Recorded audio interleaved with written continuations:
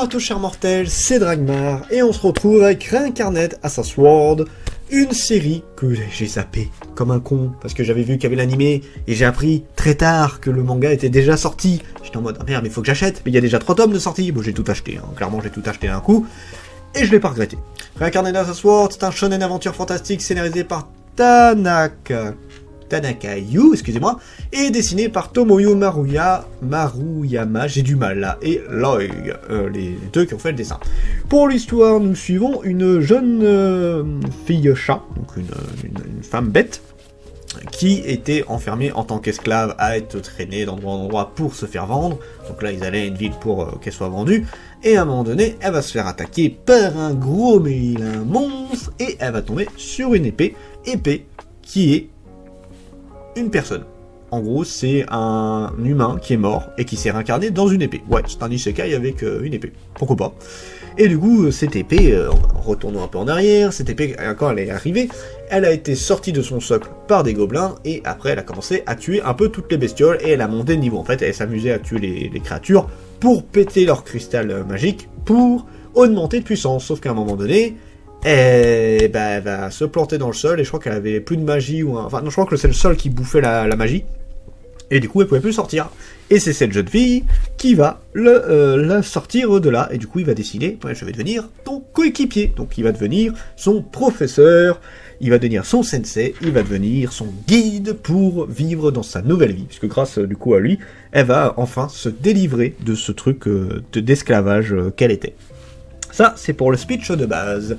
Mon avis sur le manga, j'ai beaucoup aimé. Alors, je vais pas dire surkiffé, parce que du isekai, on en a un bon paquet, c'est pas du tout celui que j'ai le plus aimé, mais il se lit extrêmement bien. Ça se lit tout seul, ça se lit très agréablement. C'est une série que j'aime vraiment beaucoup. J'ai bien aimé parce que tu t'attaches très vite à la fille. Alors, je vais dire son nom, elle va se faire renommer Fran. Si je dis pas de bêtises, ça se dit comme ça, donc F-R-A-N, pour moi c'est Fran. Elle va se faire renommer Fran. Et c'est un personnage que j'apprécie, tout innocent, alors qui peut devenir très vénère si jamais tu l'as fait chier, mais dans l'ensemble c'est un personnage que j'apprécie énormément pour son innocence et sa francheté. Ça va bien avec le mot Fran, proche de franche. Donc voilà, un personnage très bien, tu as envie de la suivre, tu as envie de savoir ce qui va se passer, tu as envie de savoir comment elle va évoluer. Pour ce qui est du professeur, c'est vraiment le papa poule. Donc pareil, ça c'est un caractère qu'on a assez régulièrement dans les mangas, isekai et autres, avec en tout cas quelqu'un qui a à protéger, etc. Là c'est vraiment le gros papa poule qui va du coup tout faire pour qu'elle soit protégée que des gens, qu'elle fasse gaffe à ce qu'elle dise, qu'elle soit bien nourrie, qu'elle soit bien habillée, ce genre de truc. Mais il fait tout vraiment pour qu'elle ait une meilleure vie, parce qu'elle a vraiment eu une vie de merde avant. Là, il fait tout pour que ça aille bien pour elle, et il fait très bien son taf. Donc, en tant que tel, le professeur a vraiment un côté guide, un côté sage vis-à-vis d'elle, même si c'est très rigolo. Hein, je trouve qu'il a un caractère qui colle bien. Ils font un très bon duo. Donc, du coup, moi, ça me plaît énormément à ce niveau-là. Le potentiel du manga. Alors pour l'histoire, une histoire extrêmement classique. On va dire que le côté que là ce soit une arme, la créature, alors ça fait penser un peu à Soul Eater ou des trucs du style, sauf que là il se transforme pas en humain. Encore une fois, ce n'est pas la première fois qu'on voit ce style-là, mais il y a quelque chose qui fait que t'aimes bien ce qui se passe, t'aimes bien comment ça évolue. Et encore une fois, c'est le duo qui fait un petit peu, je trouve, la force de ce manga-là, qui fait que vraiment j'apprécie particulièrement.